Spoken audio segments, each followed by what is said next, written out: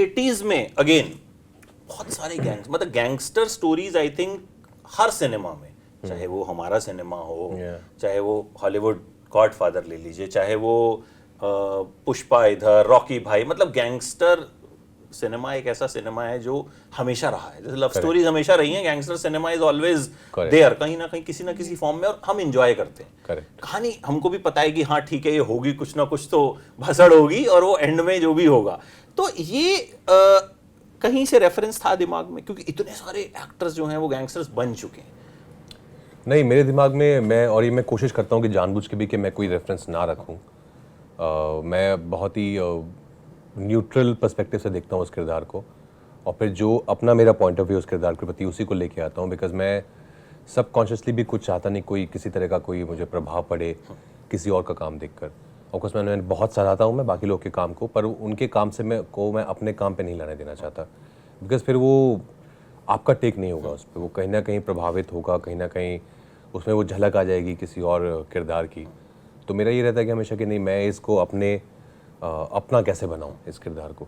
तो नहीं, reference point कोई नहीं था, और ऐसा कुछ मुझे बहुत पसंद है, बहुत सारे गैंगस्टर जो किरदार किए हैं बचपन से वो उस तरह की फिल्में बहुत देखते आ रहे हैं, लेकिन ये बहुत ही एक फ्रेश मेरा टेक था इस पे।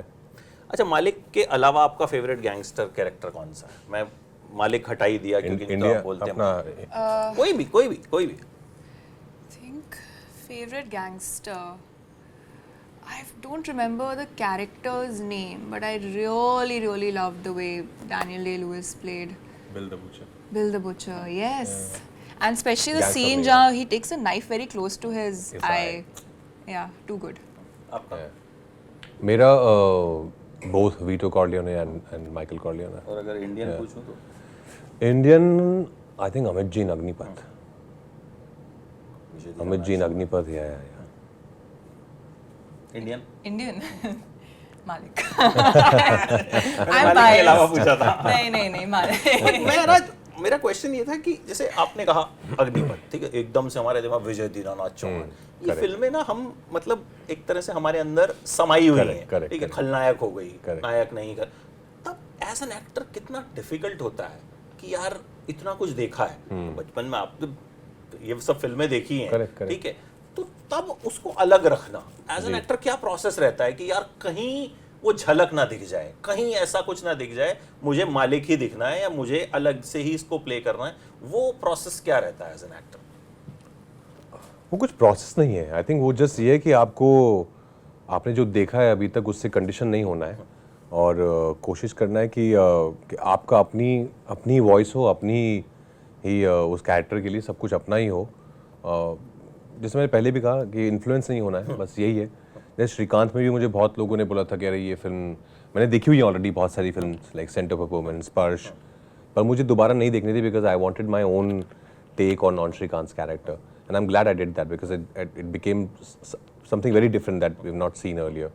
सो इसमें मालिक में भी यही था, मैं बिल्कुल भी ऐसा नहीं चाहता था कि लोग इसको देख के सोचें कि यार ये तो वैसा उसकी याद दिला रहा है या फिर ये वैसा लग रहा है। Exactly. तो वो एज एन एक्टर तभी मज़ा आता है जब आप अपना खुद कुछ क्रिएट करते हो, आपकी ही क्रिएशन हो। तो कोशिश रहती है, मैं जानबूझ के भी यही कोशिश करता हूँ कि मैं ऐसी कुछ फिल्म्स ना देखूँ उन दिनों, कि सब कॉन्शियसली भी अगर वो कुछ मुझे अच्छा लग गया तो वो रह जाएगा मेरे दिमाग में। राइट। नहीं, जैसे इसमें कुछ ऐसा आपका वो होगा सिग्नेचर स्टाइल कुछ देखने को मिलेगा जिससे कि हम 2 साल बाद भी या महीने बाद भी रिकॉग्नाइज करेंगे? आई थिंक होपफुली वो पूरी परफॉर्मेंस में ही। अब पूछूंगा नहीं कि क्या है, because we wait for this. जैसे हम वो पुष्पा भाई झुक के चलते हैं, ठीक है, मतलब वी जैसे ही वो आता है हम रिमेंबर करते, तो ऐसा कुछ आपने इसमें पुट नहीं, इस फिल्म में भी ऑफ कोर्स स्टाइल है, बहुत स्वैग है इनमें, बहुत सारे कैरेक्टर्स में बहुत स्वैग है, पर जैसा आपने ट्रेलर में भी देखा होगा बहुत रियल वर्ल्ड है ये कहानी ऐसी कि आप देख के आपको बिलीव होगा कि यार ये हो रहा है, ये जो मैं देख रहा हूँ ना, ये मुझे विश्वास है इस चीज़ पे, ये कहीं ना कहीं हो रहा है। तो यही कोशिश है। आई थिंक पुलकित उसी सिनेमा से आते भी हैं जहाँ पे उन्होंने बहुत ही कमर्शियल फिल्म बनाई है, hardcore commercial film with everything, सब मसाला है उसमें, बट स्टिल बहुत बिलीवेबल है।